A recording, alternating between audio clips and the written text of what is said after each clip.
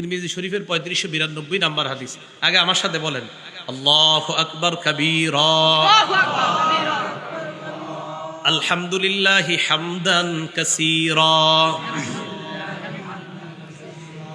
সুবহানাল্লাহি বুকরাতাও ওয়া আসীলা। তিরমিজি শরীফের 3592 নাম্বার হাদিস। আব্দুল্লাহ ইবনে ওমর রাদিয়াল্লাহু তাআলা আনহুমার বর্ণনা, তিনি বলেন কুন্না নুসাল্লি মা'আন নবী সাল্লাল্লাহু আলাইহি ওয়াসাল্লাম, আমরা আল্লাহ নবীর সাথে সালাত আদায় করছিলাম। ফাকালা রাজুলুম মিনাল কওম আল্লাহু আকবার কাবীরা ওয়ালহামদুলিল্লাহি হামদান কাসীরা ওয়া সুবহানাল্লাহি বুকরাতাও ওয়া আসীলা।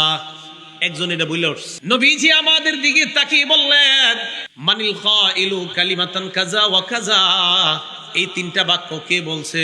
এক সাহাবা বললেন আনা, হুজুর আমি কইছি। হুজুর তুমি বলছো এই তিনটা? জি। আজিব তুলাহা, তোমার এই তিন বাক্য শুই না আমি আশ্চর্য হয়ে গেছি।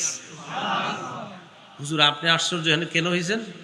তোমার এই তিন বাক্য বের হওয়ার পর আমি তাকায় দেখলাম আসমানের সব দরজা খোলা হয়ে গেছে, এগুলো আকাশে যাওয়ার জন্য, আরশে যাওয়ার জন্য।